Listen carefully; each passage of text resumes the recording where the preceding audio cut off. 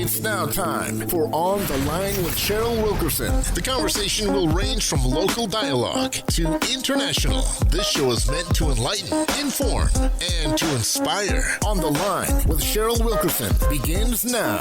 Hello and welcome to On the Line. I'm your host, Cheryl Wilkerson. Sunday afternoon, one of my favorite parts of the week. Blessed to be with you all today. So today it will be an informational learning lesson. I promise you that. Well, we pretty much do that every Sunday, but today for real, you might even want to grab a pen and paper and take some notes, because I have a young lady with me today that, she has studied the law, so she can tell us about so many things that we don't know about. I always say when it comes to the law is not what we think it should be. The law is what it is. She is a practicing attorney, Nikki Bailey. Welcome to On the Line. Thank you. Thank you for having me, Cheryl. And I'm going to call you Nikki from now on. All right. That's okay. It's fine. Okay. Let's go back. I always like to start with the beginning. Mm-hmm. What inspired you to be a lawyer? Wow. I remember at the age of 13 wanting to be a lawyer. You do? Yes, I 13? do. 13. I was in the eighth grade going to Princess Anne Middle School. And my family, I had two uncles that they had brushes with the law. By that age, and I remember my family putting up houses and my grandparents being upset and saying the lawyer didn't do this, that, and the third. And although I didn't know exactly what the issues were, that was kind of my first contact with it, and it motivated me. You got the gist of it. I did. You knew the lawyer was important, right? I knew that much. Okay, so to make that dream come true, knowing that at 13, what steps did you take? Well, at 13, I was, again, in the eighth grade. I was already in honors classes, and so in my mind, that was all I could do at that time. Shortly after that, I started talking to lawyers in the area and trying to get internships, maybe by high school. And so you just did this on your own? Just on my own. I was just bored. And what was the reaction of the lawyers when they see this 13, 14-year-old coming to them trying to get an internship? They told me I was too young, so I had to wait. Did you believe them? I did. Did you wait? I waited. Okay. I waited. Go ahead. I'm trying to remember who the first attorney was that I had contact with. But I do remember the next thing that happened to me. I was in high school. I was going to Booker T at the time. I'd already left home just because there were obviously, I just told you I had uncles that there's a lot going on, and ended up leaving home. So my first contact with any judicial experience at all was when I got emancipated. Being emancipated is when you're under the age of 18, but you can go to court, and if you can prove that you are living as an adult and can take care of yourself, the court will give you an order that will then allow you to live as an adult.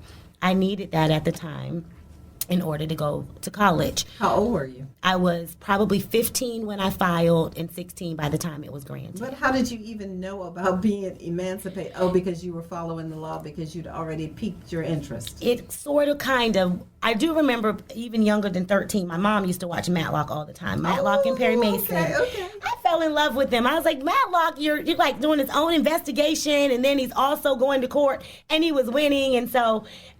Do you still watch it? I do. I still learn from him, too. He's awesome. That was a brilliant show. So you fast forward, and then there was this other show. I don't remember the name of it, but Drew Barrymore was in it. And in that show, she was emancipated from her parents. Those things just stuck with me, and I did the research to find out that could happen for me. So I wanted to go to Hampton University. At the time, I was at Booker T playing soccer, and I knew that HU had a soccer team, and I was trying to get a scholarship and go to HU. I couldn't get a hold of my mom, so I missed a deadline for that entire year. Norfolk State was my only option, and I love Norfolk State. I ended up graduating from here, but coming from Booker T, I cried because I didn't want to go across the street. I wanted to go further, and so I got emancipated in time to apply for Norfolk State, and I was able to get in because I didn't have parental income. When I went to financial aid, they had never seen an emancipation order. They didn't know what to do with me, so they listed me as a ward of the state. Okay. All right. No, you went to law. You went to college here, and then you went to law school, or did you bypass law school? I did. I went to law school. I went to Rutgers University in Newark. Right. Okay. Yep. Okay. It's a good question, though, because in Virginia, some people study under other attorneys, and you never have to go to law school. After you get so many hours, you can actually just take the bar. Broccoletti did that. I learned that from a well-known lawyer in the area. He taught me that a long time ago. And Virginia is one of the few states that you can do that, right? That's correct. Okay, let's talk about this. When you were deciding to become a lawyer, what kind of lawyer did you become? I initially became a criminal defense attorney.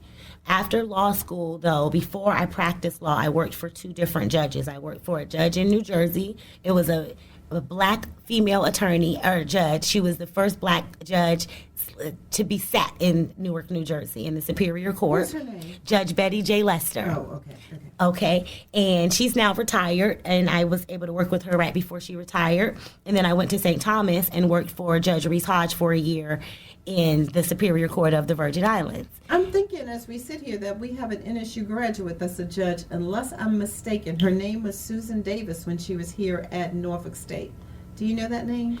Not offhand. Okay, all right. Okay, all right. So you worked for these judges and you decided which law you wanted to study or which type of law you wanted to practice. That's correct. And it was still criminal law. Just even in law school, I always took criminal law classes or entertainment law classes. So I pretty much made up my mind that those were the 2 tracks that I wanted to follow. Now, when I say to you, which I've said several times off mic to you, that the law is not what you think it is, the law is what is written. Yes. I say that because that to me is the simplest way to put it. Would you explain to people what I am saying when I say that? Absolutely. So there is a perception of what the law means to each individual person based on your own life experiences and based on your, educational status and et cetera. And then there is the black letter law, which says what is right and what is wrong. It is open to and for interpretation by nature of the fact that we have court proceedings, and that is where the Commonwealth will argue how they think the law is applied versus how the defense argues. But there is definitely a standard that is in black and white, and that's what the judge is going to utilize. And so I think what you mean, I'm pretty sure what you mean is just that, It's not, it should be right? That's what it is. It is. And one great example that I think everybody can relate to is people will say, oh, common-law wife, common-law husband. Yep. Not in Virginia, no. Could you expound upon that? Yes, you're absolutely correct. Again, some people think that if you're married and live with, if you're dating and live with someone for 7 years or more, then you're automatically married. So there is something called the common law. We learned about it in law school. You learn it, you hear it argued in practice. But what it means is before law was put on books, kind of how it was. Okay, even then it wasn't how it should be. There still was a standard of how it was. Well, now you have to get married in order to be recognized as a husband and wife, in Virginia. And so some people still operate under old law or common law, but we have to go by what's written, and everything has a code. Are there certain states that will go by common law, that will acknowledge, I should say, common law marriages today? Not that I'm aware of. Okay. That's a good answer. That's a good answer. People need to know that because so many times people say my common law, whatever.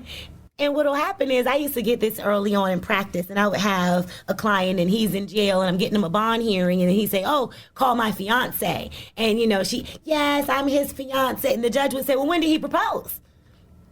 Where's your ring? And the date. And the date. When are you getting married? And there was like silence. So that is a lie.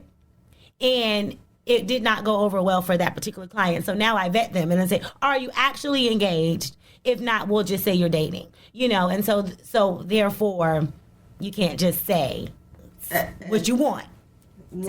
Another thing I've often learned in the law is many times people who are married will not bother to get a divorce.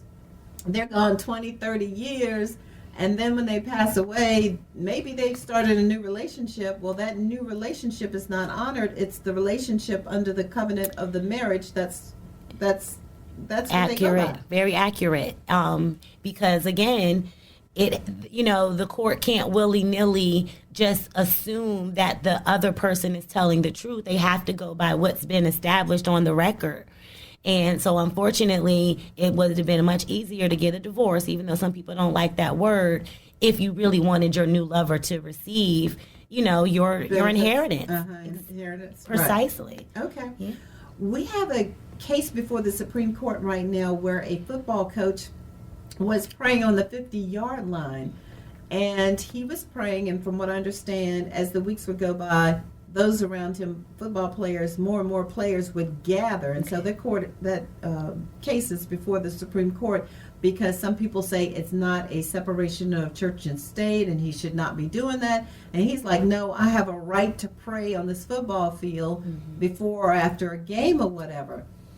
Where do you think that case will end up? How do you, under the law as it is now, how do you see that? And this is just a guess, we understand, but how do you see that shaking out? I'm shaking my head because I'm like, the makeup of the court right now is, I won't use the word confusing, but it is interesting. We just received Justice Jackson. Yay! And, we just lost Ruth, and so we have Amy Coney Barrett, and we've got the rest of them that have been there for quite some time, so we kind of know that they are more neutral. So I'm hoping that it goes the right way, but what I can speak to is kind of maybe how I would argue it or how I would rule, if I may. Sure, that's great. So it's the freedom of religion. I mean, yes, freedom of religion, I think, and freedom of speech. So I think that it's infringing on two constitutional rights, right? Okay, yeah. And so, I don't even know the name of the football team offhand, but it's a private institution as far as I'm concerned. So when you start arguing about church and state, it's not an organization that's under state. It's not a government entity. Oh, I see what you're saying. Yeah, and so in my opinion, and then, you also just have, and this is just my humble opinion, coaches are motivators in general, and you give some kind of speech before and after. So money, trust in God, under the guise of the government, so I just am at a loss as to why this is a problem or why it, has even had to go all the way to the courts. So I would hope that the courts side with the coach. I know that the Supreme Court has to agree to take a case. Is that true also with the state Supreme Court? It is up until very recently. A court would have to grant something called certiorari, and it's spelled CERTIORARI, I believe, and we say grant cert for short. And that means that they have reviewed the matter and felt that there was something valid that they wanted to review. Now there is an appeal of right, and that is as of, I want to say July 1st of last year, but please don't quote me. But very recently they have changed the law of appeal, and so now all cases will be reviewed. It is very new, so that is my best understanding of it as we stand today. That works out. Yes. If you're just joining on the line, Nikki Bailey, attorney at law, is in the studio with me today. Let me ask you this. Justice Clarence Thomas and his wife, Virginia, are coming under fire because she's been very vocal with some far-right groups, and some people are upset saying that how can she be so vocal with an administration, a former administration that some people will say tried to overthrow the government, and her husband sits on the U.S. Supreme Court. Is there any conflict there? Do you see a conflict there? Are we referring to the Capitol incident? Yes. Okay. May I just say that incident is so interesting because... Was that a riot? Was that an insurrection? What would you label that? Definitely an insurrection. To me, a riot. To me, just something that these cases are still pending and people are still talking about them in a civil manner. It was a crime, in my opinion, that was committed.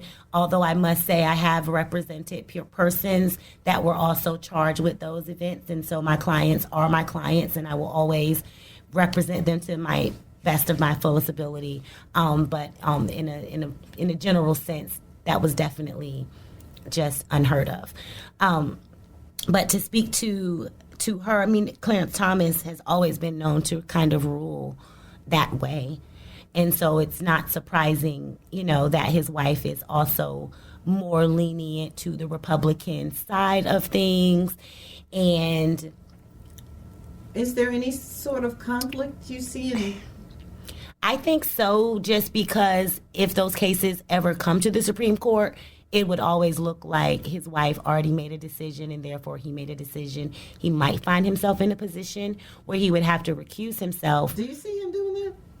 Well, he has a duty to do that if he thinks that it would either appear to be biased or if he thinks he can't do a fair job. He has a duty. Is there any sort of something where others would remove him? They would have a duty to remove him if he doesn't see it within himself to recuse himself. They can request him to recuse. They can also request a recusal. Okay. The other party could request a recusal. Okay. Does he have to agree and decide on his own? I think so. But again, I haven't done the research to verify that. Mm-hmm. But that is in the general sense how that would work.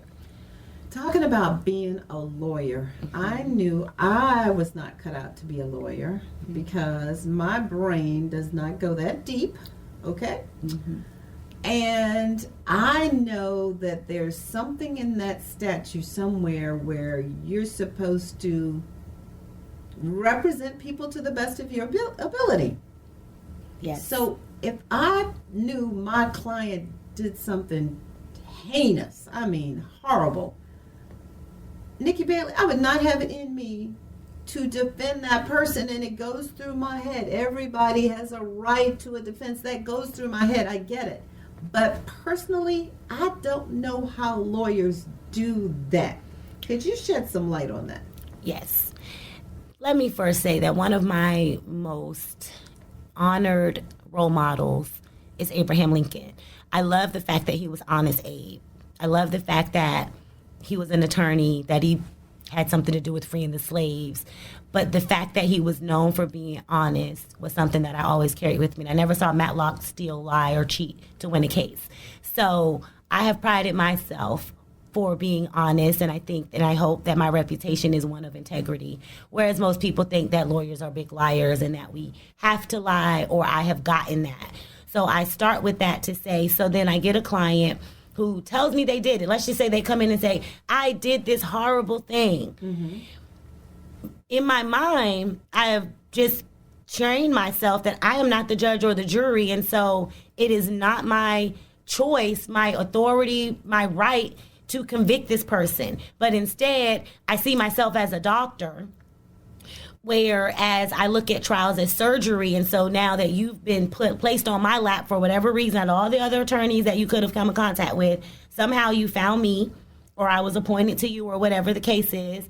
And so now it's like I just have a green light that says go. And the question is, were your rights honored? You know, were any of your rights violated? Can they prove what you did? Because I pray a lot, I'll tell the client, you know, let's hope that God can judge you and maybe redirect this decision, but we're going to do what we can to help you in court.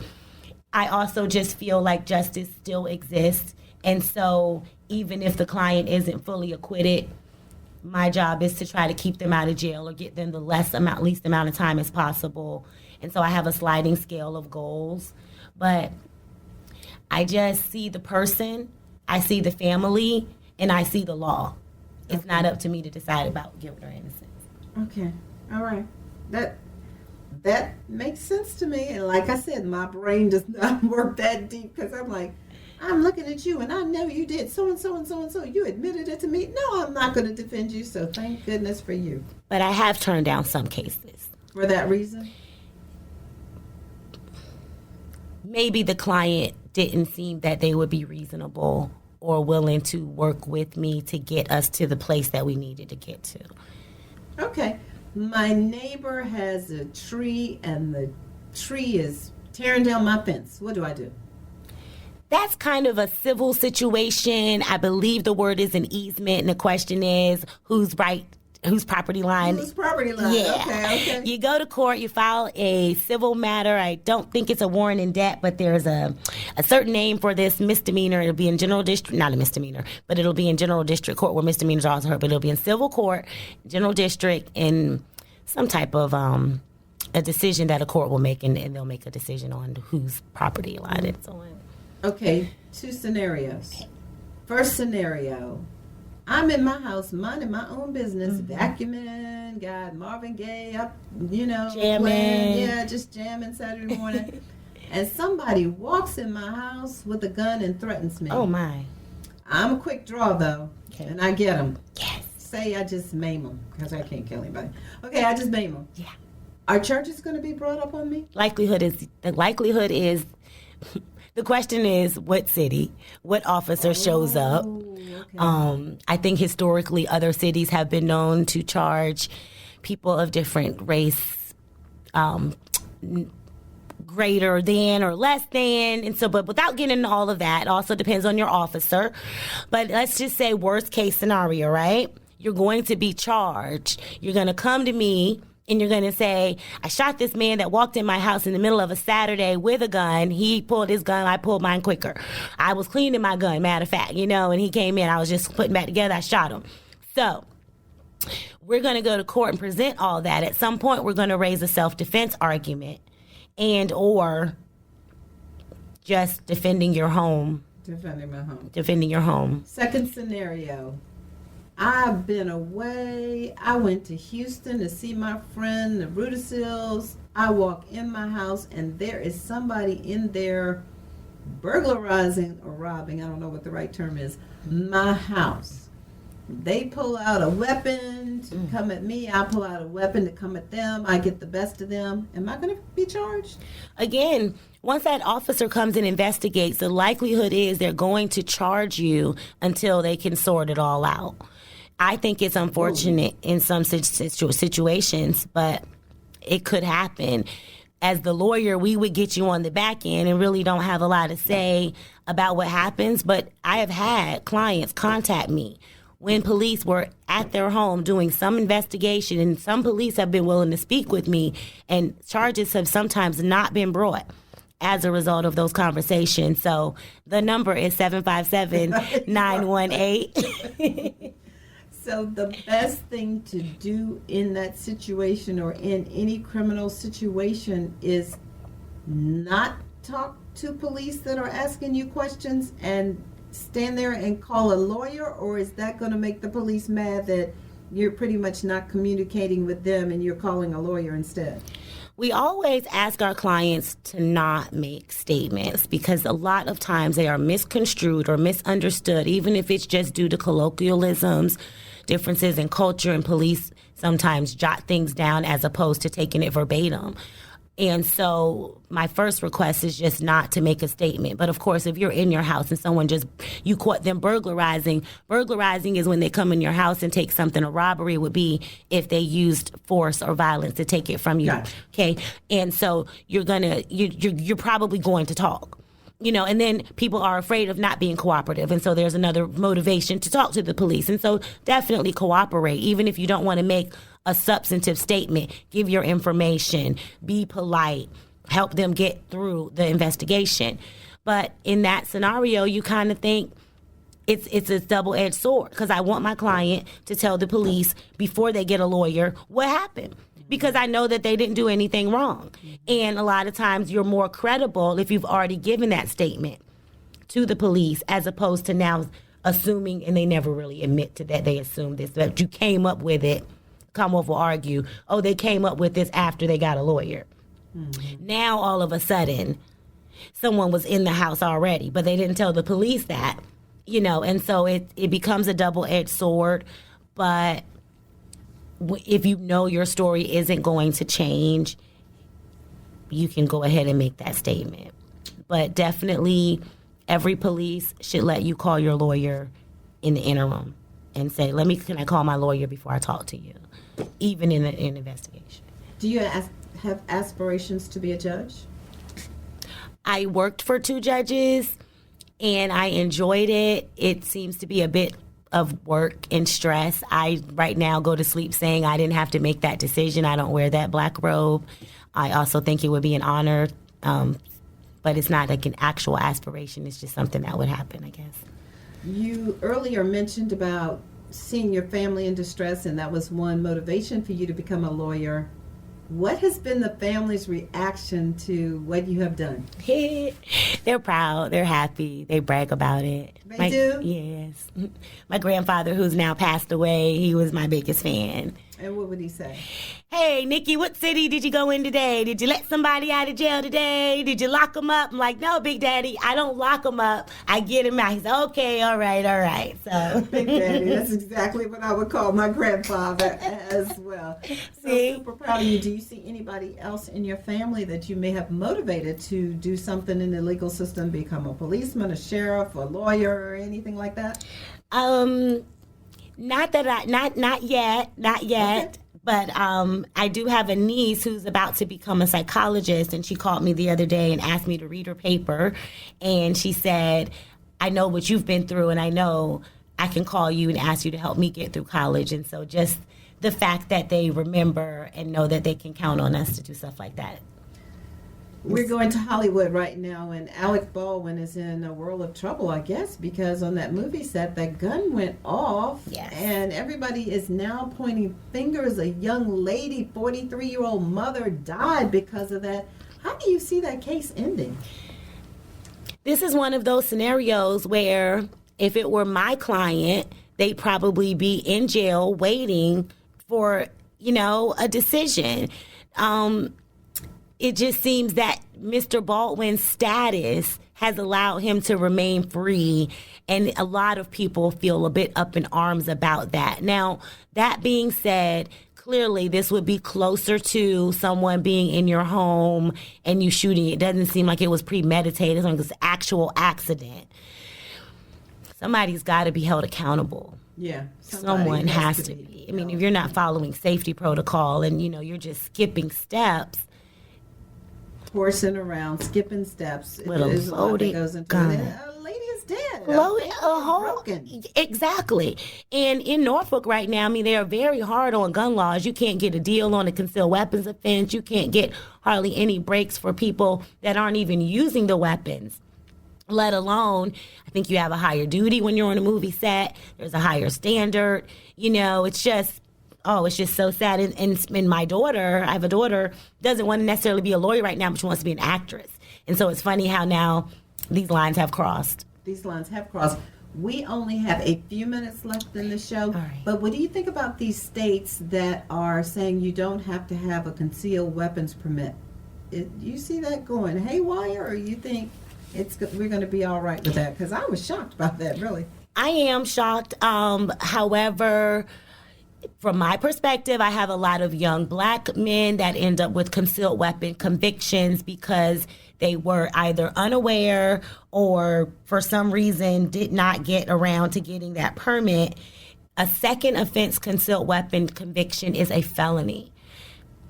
And this could just be someone, again, toting but not utilizing, not talking about a prior person with a prior felony designation, just a regular old citizen. So if they eradicate that requirement, I think it will save a lot of criminal records. And then once that person has that conviction, they can't get the permit. And so it really creates a clog in the system. I think the purpose of the permit was so that they could have a track of who has, but as long as they're buying their guns legally, then the gun shop will have a track. So I don't know. I think I'm torn on that. If they wanted all of this to be on the up and up, and we got to get out of here. But if they want all that on the up and up, they could track bullets, they could track guns, they could track whatever they want to track from markings or whatever way, if they were really interested. Anything we can do to eradicate a criminal history, let's go for it. That is right. So, Ms. Nikki Bell, thank you so much for joining us. Of course. So, just quickly, are you on social media? People can get to you that way? Yes, I'm on Nikki Bailey, attorney at law, on Facebook. My Instagram is, I need to get one. Okay. My number, 757-918-9-LAW. 918-9-LAW, 9529. And quickly, how do most of your clients find you, or how have you found most of your clients? They find me on the internet. I'm all over the internet. They find me on Facebook. They find me through the courts. Literally, I've never advertised. Okay. So I do feel fortunate for that. Okay. All right. So that's it, you all, today. We have had a good primer or reminder for some of you all in the law, and We talked about some cases that are going down, that football coach with the Supreme Court, and we talked about Clarence Thomas and his wife and everything. If you missed it, we do have a YouTube channel here at the radio station, so you can check that out later in the week. I'm Cheryl Wilkerson. I love you all. Take care.